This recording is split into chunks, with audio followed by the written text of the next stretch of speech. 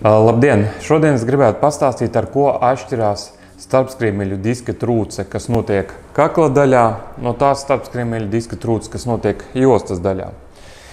Kas attiecas uz mugurkaula anatomiju, lūdzu apskatieties piestiprināto video par mugurkaula anatomiju un starpskriemeļu diska trūcēm.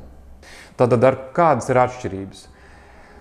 Par cik muguras smadzenes beidzās apmēram pirmā jostas skriemeļa līmenī, bet lielākā daļa diska trūču notiek zemāk par pirmo jostas skriemeli.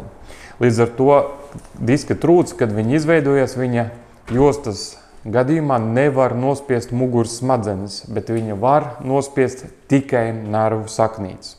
Savukārt kakla daļā, kur ir gan nervu saknītes, gan muguras smadzenes, diska trūce var nospiest gan muguras smadzenes, radot muguras smadzeņu nospiedumu un smagākos gadījumos arī muguras smadzeņu bojājumu, ko sauc par mielopātiju, gan nervu saknītes. Un bieži vien diska trūce nospiež gan vienu, gan otru. Tātad ir gan muguras smadzeņu nospiedums, gan nervu saknīšu nospiedums. Atšķirās arī diska trūču ķirurģiskā ārstēšana jostas daļā un kakla daļā. Jostas daļā diska trūces izņemšana notiek ar pieeju no mugurpuses, un ķirurgs izņem tikai to starpskriemeļa diska daļu, kas spiež uz nervu, un papildus izņem tā saucamos brīvos fragmentus. Taču nekad netiek izņemts disks pilnībā. Savukārt, kakla daļas gadījumā ķirurģiskā pieeja notiek no priekšpuses. Ja mēs pēkšņi iedomājamies, ka šī būtu kakla daļa, tad ķirurgs tuvojas no priekšpuses, izņem visu starpskriemeļu disku, tad pietuvojās diska trūcei, izņem diska trūci un šī starpskriemeļa diska tukšajā vietā ievieto implantu, ko sauc par keidžu.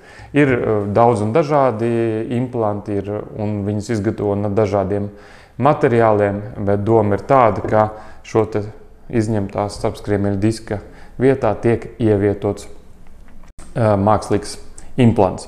Tātad galvenās atšķirības ir tādas, ka kakla daļā diska trūci var nospiest gan muguras smadzenes, gan nervu saknītes, jostas daļā tikai nervu saknītes, un atšķirība ir ķirurģiskā pieejā. Jostas daļā starpskriemeļa diska trūci operē no mugurpuses, kakla daļā no priekšpuses, kakla daļā tiek izņemts viss starpskriemeļa disks. Jostas starpskriemeļa diska trūces gadījumā tiek izņemta tikai tā daļa, kas spiež uz nervu, un tā saucamie brīvie fragmenti, taču ne viss starpskriemeļa disks. Un iemesls ir pavisam vienkārši, tāpēc, ka starpskriemeļa disks ir amortizators, jostas daļā viņu nav praktiski iespējams viegli aizvietot, un līdz ar to ķirurgi cenšas saglabāt pēc iespējas vairāk no dabiskā amortizatora. Lielākā daļa implantu, ko ievieto mugurkaula kakla daļā, tā saucamie keidži, nav uzskatāmi par mākslīgo starpskriemeļu disku, jo starpskriemeļu disks ir mīksts, elastīgs, nodrošina kustīgumu. Savukārt šis implants, ko sauc par keidžu, nav ne mīksts, ne elastīgs. Viņa uzdevums ir nodrošināt skriemeļu augstuma saglabāšanu, noturēšana, tā lai skriemeļi, izņemot starpskriemeļu disku, nenosēžās, un viņu uzdevums ir izraisīt saaugšanas procesu. Tātad gala rezultātā divi blakus esošie skriemeļi saaug kopā un kļūst par savstarpēji nekustīgiem.